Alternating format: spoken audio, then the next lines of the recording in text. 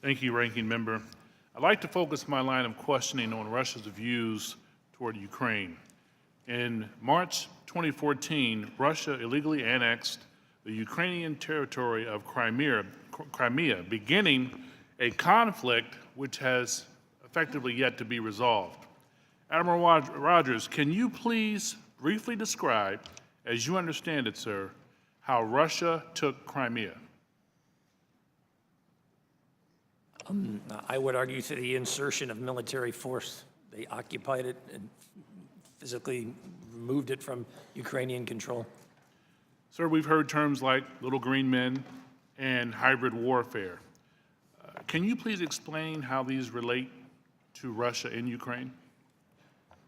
So on the Ukraine side, what we saw was over time, rather than the kind of overt kind of activity we saw to such a degree on the Crimea side, what we saw was a much bigger effort on the influence and the attempts to distance Russian actions from any potential blowback to the Russian state, if you will, and hence the use of the little green men, surrogates in unmarked military uniforms, the flow of information, the provision of resources to support the forcible separation of the Ukraine.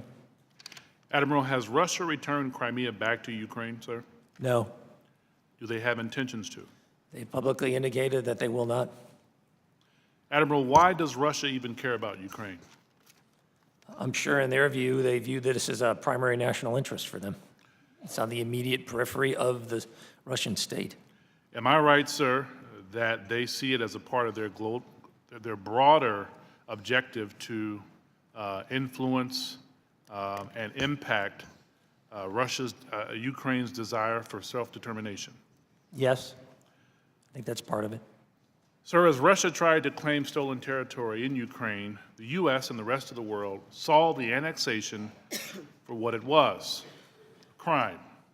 Shortly after Russia invaded, the United Nations essentially declared it a crime in a non-binding resolution.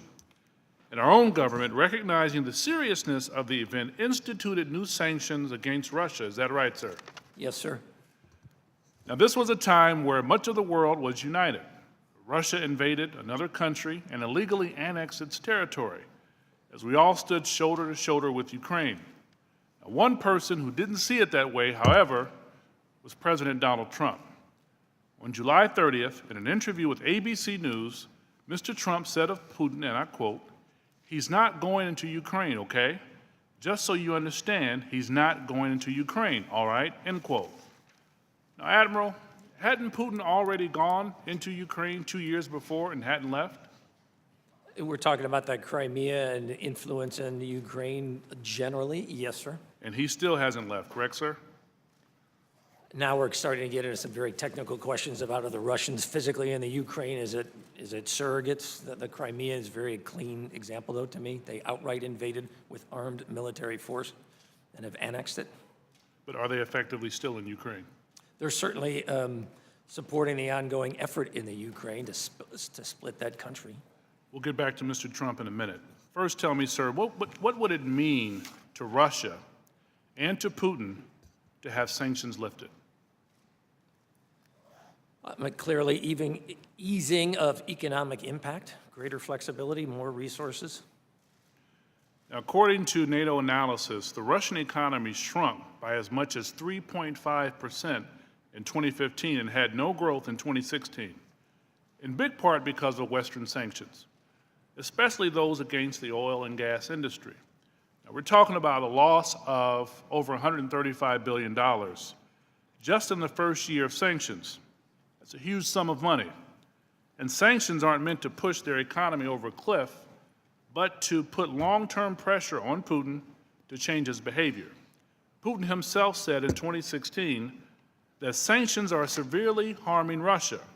So we know they've had success in putting pressure on the Kremlin.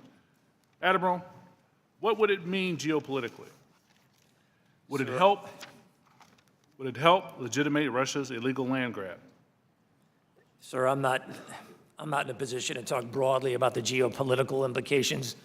I mean, we have stated previously, from an intelligence perspective, we have tried to outline to policymakers the specifics of the Russian invasion of Crimea, the specifics of the continued Russian support to separatists in the Ukraine, the Russians' continued attempt to pressure and to keep the Ukraine weak. Would it help cleave the United States from her allies? If we remove the sanctions? There's a lot at stake here for Russia. This is big money, big strategic implications. If they can legitimate their annexation of Crimea, what's next?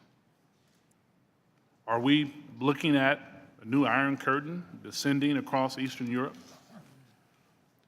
You know, most in our country recognize what is at stake and how the United States, as a leader of the free world, is the only check on Russian expansion.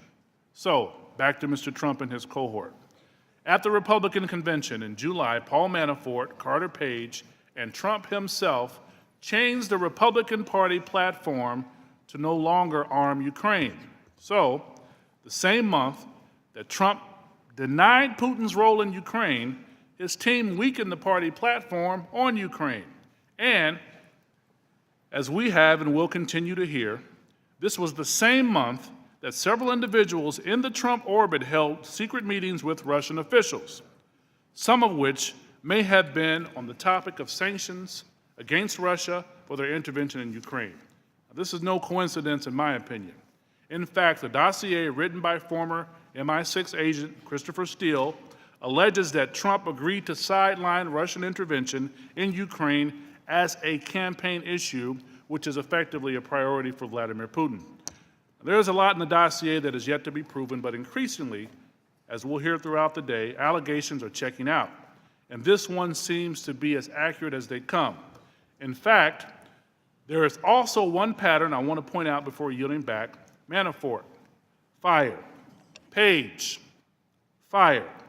Flynn, fired. Why?